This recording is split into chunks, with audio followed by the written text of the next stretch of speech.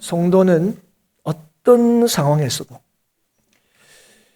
성도가 처해 있는 그 상황이라는 게 말로 다 할 수 없는 고난과 박해의 상황이라 하더라도 두려워하지 않고 오직 복음에 합당하게 살아야 합니다. 그렇게 살아야 하는 이유는 그리스도 예수 안에서 경건하게 살고자 하는 자는 모두가 다 박해를 받기 때문에 그렇습니다. 예수를 믿는 믿음으로 산다는 게 어렵다는 거예요, 본래. 그래서 예수를 믿는 사람들은, 믿음으로 살고자 하는 사람들은 환경을 따르거나 상황에 속지 않고 어떤 상황 속에서도 경건하게 살아가고자 해야 합니다.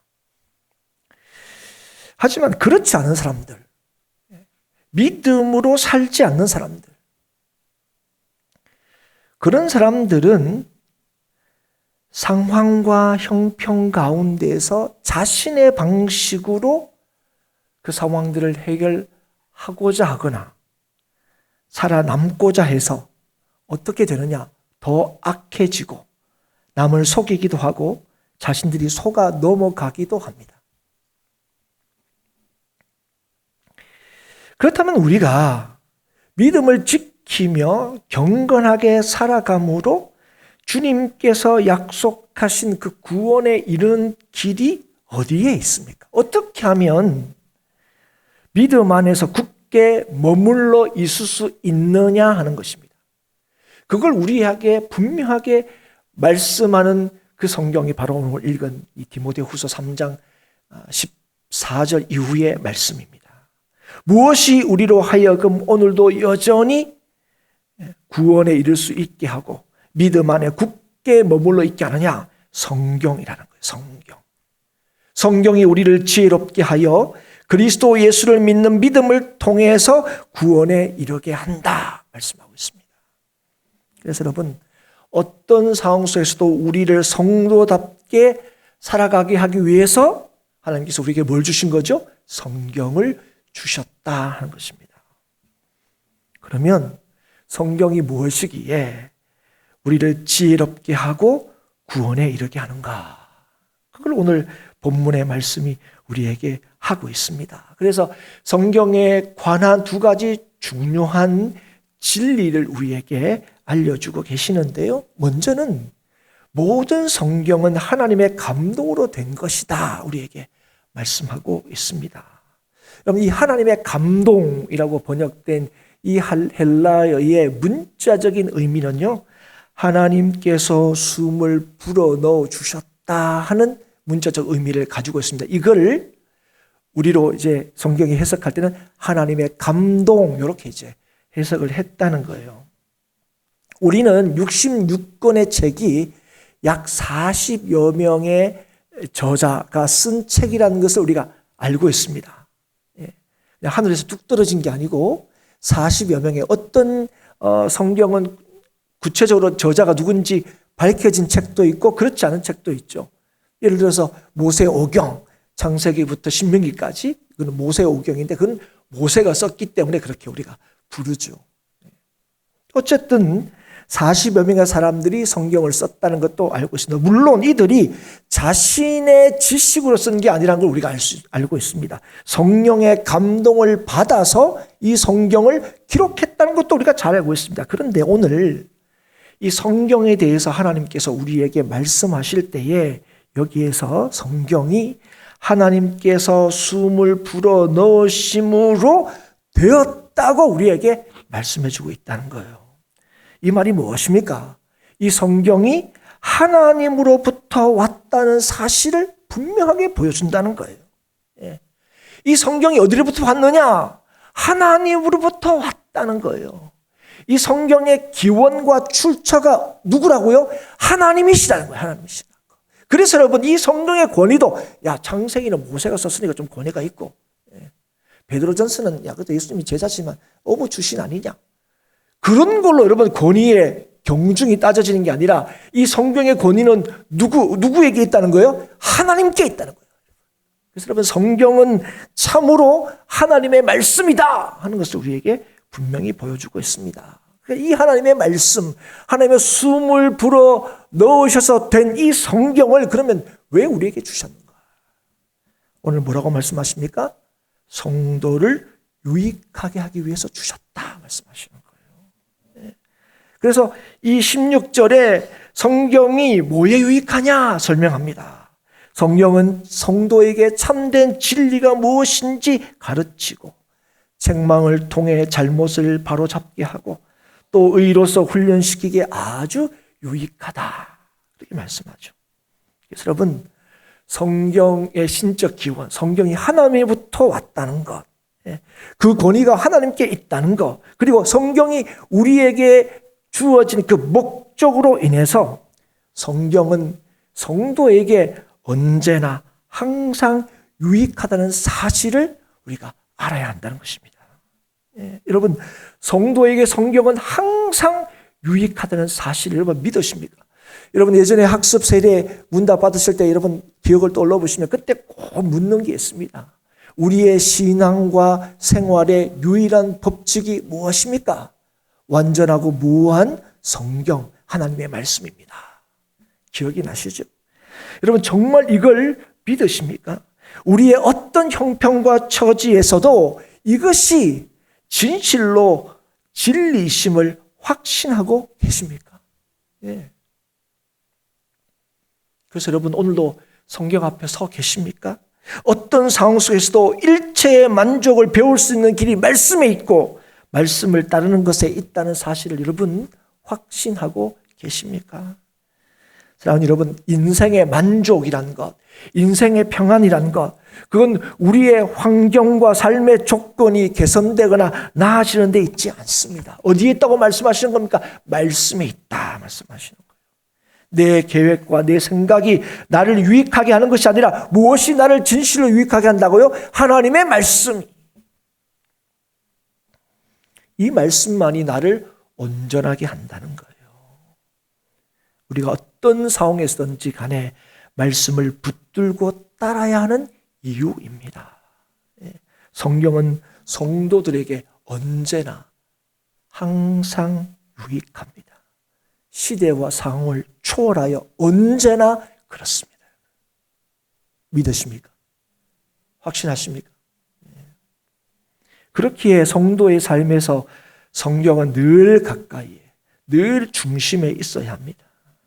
말씀이 없는 삶은 결코 복될 수 없습니다. 말씀이 없는 삶은 무익할 뿐입니다. 오직 말씀으로, 오직 성경으로 성도는 복되고 유익할 수 있습니다. 그렇다면 하나님께서 주신 성경이 왜 성도를 유익하게 할 수 있습니까? 왜 교훈과 책망과 바르게 함과 의로 교육하기에 유익하냐 하는 겁니다. 성경이 도대체 뭘 담고 있길래 그럴 수 있냐는 거죠. 15절을 다시 봅니다. 성경은 능히 너로 하여금 그리스도 예수 안에 있는 믿음으로 말미암아 구원에 이르는 지혜가 있게 하느니라. 성경에는 뭐가 있다고요? 구원에 이르게 하는 지혜. 이 지혜를 성경이 담고 있고 우리를 그렇게 지혜롭게 한다 하는 것입니다. 사랑하는 여러분, 구원은 인간의 가장 궁극적인 관심이고 목표입니다. 죄로 인하여 인간은 하나님과 단절되었습니다. 그 결과 안전감과 소속감을 잃어버리게 되었습니다. 하나님 말씀대로 죽게 되었습니다. 인생은 이걸 회복하려고 부단히 노력했습니다. 여러분, 사실은 인생의 인간의 역사라는 것, 인간의 문명사라는 것, 결국은 이러한 잃어버린 소속감과 안전함을 회복하려고, 이걸 얻으려고 부단히 노력한 산물이라고 표현할 수도 있겠습니다. 그러나 무엇으로도 인간은 구원을 얻을 수가 없었습니다. 인간의 힘으로는 이 죄의 문제를 해결할 수가 없었기 때문에 그렇습니다. 그런데 성경이 인간의 구원의 길을 분명히 보여주고 제시해주고 있다는 겁니다. 이 구원이 예수 그리스도를 믿음으로 된다는 사실을 성경이 우리에게 분명히 알게 하신다는 거죠. 그래서 여러분, 성경은 인간의 최대의 관심사, 궁극적인 목표인 구원에 이르는 지혜를 줍니다. 구원은 건짐을 받는 걸 의미해요. 말 그대로 건짐을 받아야 돼요. 죽음에서, 죄에서, 멸망에서 건짐을 받는 게 구원입니다. 그래서 여러분, 건짐을 받지 못하는 인간은요, 그 결국이 뭡니까? 멸망입니다. 그가 이 땅에서 뭘 가졌든, 이 땅에서 뭘 누렸든지 간에 구원을 약속받지 못하는 인간은 불행하고 소망이 없는 것입니다. 그러나 여러분, 아무리 아무것도 가진 것이 없더라도 이 구원, 이 영생의 약속을 받은 사람들은 뭐예요? 모든 순간이 소망입니다. 그런데 이 성경이 우리에게 우리의 인생에 참된 생명과 소망과 구원이 오직 예수 그리스도께 있다는 사실을 우리에게 알게 해주신다는 거예요. 그런데 여러분, 이걸 성경을 통해서 알게 되었으면 이제 성경을 통해서 알게 됐으니까 성경은 이제 더 이상 안 읽어도 되는 거 아닌가 싶은 생각이 듭니다. 제가 목사님, 이제 제가 이 신앙생활 1, 2년 하는 것도 아니고 수십 년이고 저도 성경 벌써 몇 독했어요. 이제는 성경 안 읽어도 눈 감아도 창세기가 무슨 내용이고 출애굽기가 무슨 내용인지 다 알아요. 이렇게 생각할 수 있을 것 같은데 오늘 뭐라고 얘기합니까? 성경을 계속해서 우리는 읽어야 되고 들어야 하고 가까이 해야 되고 우리의 삶의 중심으로 삼아야 한다는 거예요. 왜 그래야 하는가? 왜 그래야 되는가? 성경이 어떤 상황에서도 믿음으로 살게 하고 하나님의 선한 일을 하도록 하기 때문에 그렇다고 말씀하시는 거예요. 사랑하는 여러분, 우리가 살아가면서 믿음을 포기해도 되는 상황은 결코 없습니다. 우리가 그에게 많이 듣잖아요. 신앙에 타협하지 마라. 여러분, 그런데 우리는 어떤 때는 좀 타협해도 될 것처럼 여겨지는 순간과 상황들이 있습니다. 그런데 결코 그럴 수 없습니다. 우리는 어떤 상황 속에서도 오직 그리스도의 복음에 합당하게 살아야 합니다. 어떤 때는 그래도 되고 어떤 때는 안 그래도 되는 게 아닙니다. 어떤 상황 속에서 우리는 믿음으로 경건하게 살아야 하고 살려고 해야 합니다. 이게 성도의 삶의 태도이고 모습이고 이게 성도의 삶입니다. 그런데 여러분, 우리가 이렇게 살 때에 우리가 기대하는 게 있습니다. 그게 뭐냐면 이렇게 믿음으로 살면 세상이 바뀔 거라는 거예요. 믿음으로 살면 사람들이 우리를 인정해 줄 거라는 거예요. 믿음으로 살면 세상이 교회에게 박수 쳐줄 거라고 생각한다는 겁니다. 그런데 오늘 우리가 14절부터 읽었지만 그 직전에 보면 뭐라고 우리에게 말씀하시냐면 우리가 하나님 말씀대로 살려고 노력한다 하더라도 세상이 그걸 인정해 주지 않는다고요. 세상이 바뀌는 게 아니라고요. 오히려 예수 안에 있는 자들, 예수 안에서 정말 경건하게 살려고 하는 사람들에게 뭐가 있다고 말씀하시는 거예요? 오히려 박해가 있다고 말씀하시는 거예요. 그 박해 가운데, 그 어려움 가운데서도 하나님의 뜻대로 묵묵히 살려고 노력한다 할지라도 세상이 바뀌는 게 아니라 악한 자들과 속이는 자들은 더 악해져서 서로가 서로를 속이고 속는다고 말씀하고 있는 거예요.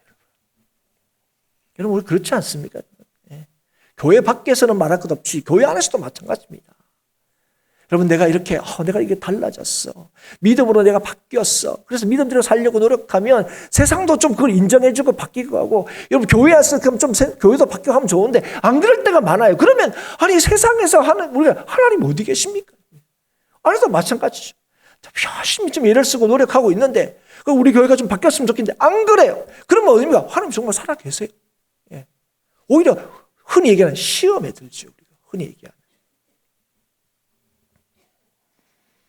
여러분, 이런 상황 속에서 여전히 전혀 바뀌지 않는 것 같은 이 세상에서 뭘 해도 바뀌지 않는 어떤 상황 속에서 우리가 여전히 믿음을 지키며 사는 것은 그 무엇보다도 여러분 고통스러울 거예요. 어려울 거예요. 그래서 예수 믿는 게 참 힘들다 이렇게 얘기할 때가 많습니다. 말씀대로 사는 게 참 어렵다 이렇게 얘기를 하죠. 그런데 여러분, 이러한 고통과 어려움 때문에 난 대충 살란다 이런 게 맞냐는 거죠. 이럴 수 있냐는 거예요. 그럴 수 없다.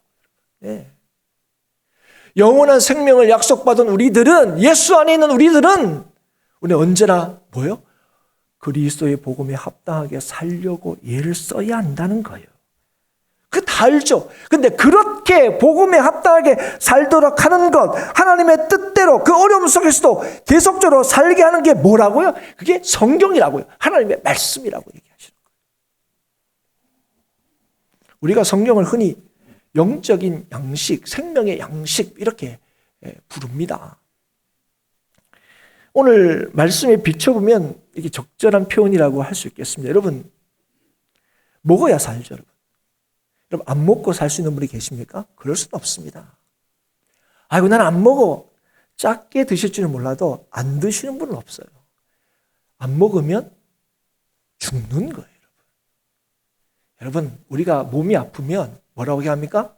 좋은 병원에 가라. 이러지만 사실 궁극적으로는 먹어야 나. 맞습니까? 아무리 약 먹고 해도, 아무리 수술해도 안 먹으면 안 나아요. 입맛이 없더라도 꿀꺽 삼켜 먹어야 나. 마찬가지입니다, 여러분. 먹어야 살아요, 여러분. 여러분, 그래서 오늘 성경이, 하나님의 말씀이 그런 거예요. 여러분, 우리가 하나님의 말씀을 안 먹으면 못 살아요. 근데 여러분, 우리 하나님의 말씀 안 먹어도 지금 잘 살고 있다고 생각하시는 분이 계시죠? 나 잘 살고 있는데요. 여러분, 죄송한 말씀이지만 여러분 혹시 알지 모르지만 여러분 좀비 아십니까? 좀비. 죽었는데 살아있는 것처럼 보이는 거. 예. 여러분, 먹지 않으면 살 수 없는 것처럼 여러분, 말씀을 먹지 않으면 절대로 성도로 살 수 없다는 사실 여러분 분명히 아셔야 합니다. 그래서 여러분, 믿음으로 살려고 하는 자에게 이 성경이 얼마나 중요하고 필요한지를 오늘 우리에게 말씀해 주고 있다는 거예요. 그러나 우리가 예수 믿는다고 하면서도 나 교회 다녀요. 나 구원받아서 이렇게 얘기하면서도 그리스도 예수 안에서 경건하게 살고자 하지 않는 사람들, 어떤 어려움 속에서도 믿음으로 사는 것이 가장 중요한 삶의 목적임을 알아서 그렇게 믿음대로 살려고 하지 않는 사람들은요, 성경을 읽을 필요가 없어요. 물론 이런 사람들도 성경을 읽습니다. 예. 그런데 여러분, 이 성경이 어떻게 다가옵니까? 이 말씀 속에 그리스도 예수 안에서 구원에 이르는 지혜가 있게 그 말씀을 읽을 때마다 달고 오묘한 말씀으로 다가오는 것이 아니라 이게 뭐죠? 단순히 의무와 책임으로만 다가오는 거야. 말씀을 읽을 때 은혜로다, 은혜로다 고백하게 되는 게 아니라 뭐로 다가온다고요? 우리의 의로 다가온다. 우리의 공로로 다가온다고요. 그래서 뭐가 중요합니까? 말씀을 읽고 깨닫는 게 중요한 게 아니라 몇 장 읽은 게 중요하게 되는 거예요. 그래서 몇 장 읽었다. 뭔 말인지 모르지만. 근데 여러분, 무슨 말인지 모르지만 계속 읽는 게 중요한 게 맞아요. 근데 여기서 머무시면 안 된다고요, 여러분. 예. 사랑하는 여러분, 성경은 우리가 믿음으로 살려고 할 때 반드시 필요합니다. 우리에게 구원에 이르는 지혜가 있게 하시기 위하여 하나님께서 숨을 불어 넣으셔서 되게 하신 게 성경이고, 이 성경을 우리에게 주신 거예요. 성경으로 우리는 믿음을 지키며 살 수 있는 거예요. 우리는요, 목숨 부지하는 게 목적이 아닙니다. 우리는 그리스도인 척 하려고 하는 게 아닙니다. 경건의 모양 때문이 아니라 경건의 능력으로 살고자 하는 것이 저와 여러분의 바람 아니겠습니까? 우리는 그리스도 예수 안에서 경건하게 살기를 원합니다.